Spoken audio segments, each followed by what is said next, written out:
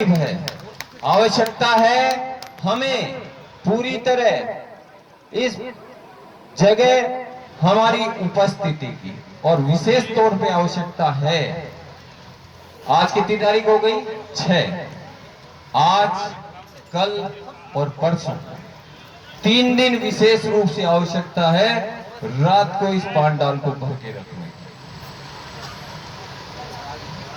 आप बिल्कुल सफलता के नजदीक हो। अच्छा, ऐसा कौन कौन मानता है कि सफलता के बिल्कुल नजदीक है? ये ताश वाले ये तो मान गए, वो पीछे ताश वाले ज्यादा मान गए।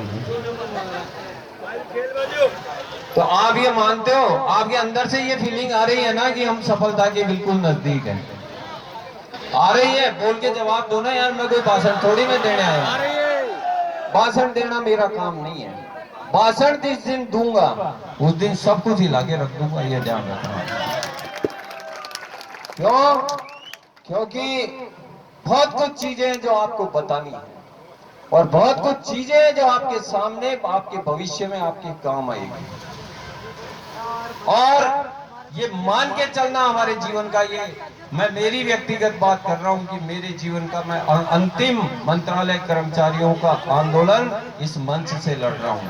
भविष्य में आंदोलन होगा तो मैं आपके सामने खड़ा मिलूंगा, लेकिन बाबू की अगर अस्मिता को बचाना है तो यहाँ बैठे प्रत्येक बाबू को शपथ लेके उठना पड़ेगा कि आगे हम किस दिशा की ओर आगे बढ़ेंगे। साथियों, बहुत कुछ चीजें हैं, मैं जिस दिन सफलता होगी उस दिन आपसे शेयर करूंगा, और उस दिन मैं मेरी बात को पूरी तरह रखूंगा।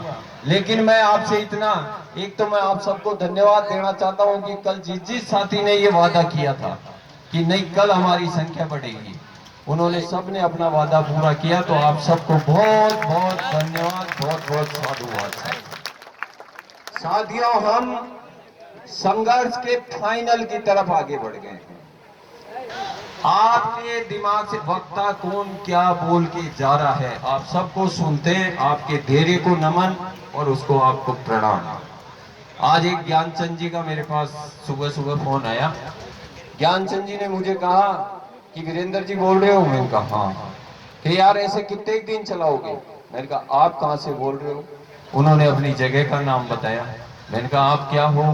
कि मैं सेवानिवृत्त बाबू हूँ। मैंने कहा बहुत बढ़िया बात है, आप क्या चाहते हो? कि ऐसे कितने दिन चलाओगे इसको? मैंने कहा फिर क्या करें? कि कुछ नहीं, अब आंदोलन उग्र होना चाहिए। मैंने कहा सेवानिवृत्त हो? कि हाँ। मैंने कहा आपकी पीएल कट रही है? नहीं। आपके ज्यादा से ज्यादा जहां आप मुझे डिस्टेंस बता रहे हो वहां से इस पांडाल तक आने जाने में 200 रुपए खर्च होते। कि हाँ। एक दिन भी आप आए? कि नहीं। तो फिर ज्ञानचंदों की हमें आवश्यकता नहीं है, हमें संघर्षशील व्यक्तियों की आवश्यकता है। और साथियों, ये मैदान, ये मिट्टी, आपको ये मैं वादा कर रहा हूं, ये आपको बहुत कुछ देके यहां से विदा करेगी, बहुत कुछ देके। और बहुत कुछ देके नहीं, हमारा पूरा भविष्य बदल के हमें यहां से रवाना करेगी।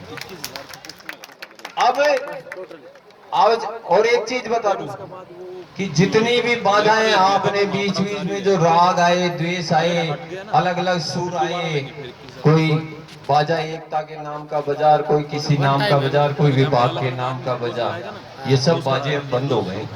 वो बाजे के आगे वो आता है ना जो कपड़ा लगता है, क्या बोलते हैं भगवान जाने उसको, उसमें छेद हो गए, वो बंद हो गए। अब केवल बोल रहा है ना तो सिर्फ प्राप्त का बाबू ही बोल रहा है। अब जहां भी बोल रहा है वो क्या बोल रहा है? सिर्फ प्राप्त का बाबू बोल रहा है। और संघर्ष जो व्यक्ति करते हैं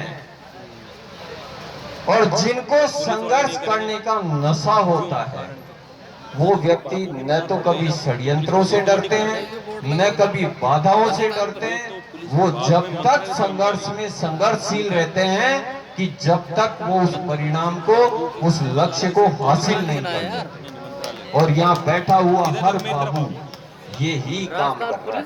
विभागीय समिति है, इससे ज्यादा उग्र और इससे ज्यादा शानदार प्रदर्शन न तो भूतो न भविष्यति। न तो पहले हुआ है, मंत्रालय कर्मचारियों ने 2 माह पड़ाव पहले भी किए हैं। ऐसा जबरदस्त और शानदार प्रदर्शन आज तक नहीं हुआ है। बहुत से लोग, एक बात और बताना चाहूंगा, रात को जब घूम रहा था तो कुछ साथियों ने मुझे बताई थी कि कुछ लोग जो है ना आपके बीच में बैठे हुए हैं, वो आपके मनोबल को तोड़ने का काम करते हैं। अरे यार कब तक चलेगा, कितने दिन चलेगा। अच्छा भाई एक बात ईमानदारी से सब आदमी जो मेरे को सुन रहा है, ताश वाले डिस्टर्ब मत होना भाई, आप अपना काम करते रहो।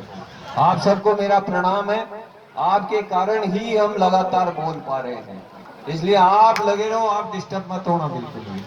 जो मुझे सुन रहे हैं वो ईमानदारी से बताना कि अगर हमें समझौता ही करना होता, ये बात तीसरी बार पूछ रहा हूं आज मैं, तो हम 16 तारीख को ही कर लेते या नहीं कर लेते? फिर आपको यहाँ लाने की आवश्यकता क्या थी, या पढ़ने की आवश्यकता क्या थी? 14 तारीख को 2021 14 सितंबर 14 सितंबर 2021 को रैली हमने स्थगित की। फिर मैंने पहले भी कहा था, शायद ही कर्मचारी जगत की राजनीति में कोई ऐसे कर्मचारी नेता होंगे जो हमारे जितनी गाड़ियां खाई होगी। पूरी रात भगते भी रहे, उस समझौते के परिणाम है जिनके लड्डू आप खा रहे हो। उस समझौते के परिणाम है कि 8,400 पदों पे आप प्रमोशन ले रहे हो। उस समझौते के परिणाम है कि 2500 मंत्रालय कर्मचारी पंचायत राज के आपको पद मिले हैं। हम सब एम्प्लॉई हैं। आज कितनी तारीख हो गई? 6 तारीख हो गई। नॉर्मली हमारी तनख्वाह 1 तारीख को आ जाती है। अब आज 6 तारीख को हमारी तनख्वाह नहीं आई तो हमारे एडजस्टमेंट चालू हो गए ना, हो गए। आप उस आदमी के बारे में सोचो जिसको 6 महीने 8 महीने से तनख्वाह ही नहीं मिलती हो और वो रोज नौकरी पे जा रहा हो, वो कैसे अपना काम चला रहा होगा। ये पंचायत राज के जो साथी आज आपको लड्डू खिला के गए हैं, इनको 6-6 महीने तक 8-8 महीने तक सैलरी नहीं मिलती थी। इनकी सैलरी 1 तारीख को फिक्स इनके खाते में आना चालू हो गया। उस समझौते का परिणाम है कि पदोन्नति के पदों पर आपकी जो रिकवरियां हो रही थी उनको सरकार ने वापस लिया, और वापस लेके जिनकी रिकवरियां हो गई थी उनको वापस पैसा सरकार ने लौटाया। ये उस समझौते का परिणाम है। तो हमें समझौता अगर करना होता तो हम 16 को कर लेते, 15 को कर लेते। फिर आप क्या कहते कि मासन वाले बिक गए, राज सिंह ने तो प्लॉट में सौदा कर लिया, वीरेंद्र दादी तो 1 नंबर का बदमाश आदमी है। कहते या नहीं कहते? बताओ कौन कौन मानता है इस बात को कि वास्तव में लोग गालियां बकते? ये आदमी सच्चा है भाई, सबसे पहले हाथ उठाए। अगर हमें समझौता ही करना होता तो हम महापड़ाव में नहीं आते। हम महापड़ाव में किस लिए आए हैं कि हमें परिणाम चाहिए, समझौते नहीं चाहिए। और परिणाम चाहिए तो परिणाम भी कोई छोटा मोटा परिणाम लेने के लिए आप नहीं बैठे हो यहाँ पे। आप बैठे हो आपकी बीच की ग्रेड पे मर्ज करवाने के। अभी मेरा एक भाई बोल रहा था कि अगर बीच की ग्रेड पे मर्ज हो गई तो ये पीएल का पैसा तो 1 महीने में ही अपना बाहर आ जाएगा। बड़े जोश और उत्साह से बोल रहा था। बात सही है क्या उसकी? सही है, सही है, सही है। किस किस को लगता है सही है? सही है। लगता है सही है, तो फिर हम बेचैन क्यों हैं? लेकिन अब ज्यादा लंबा समय नहीं है। राज सिंह जी अपने वक्तव्य में बताएंगे आपको, अब ज्यादा लंबा समय नहीं है। मैं फिर आपको कह रहा हूं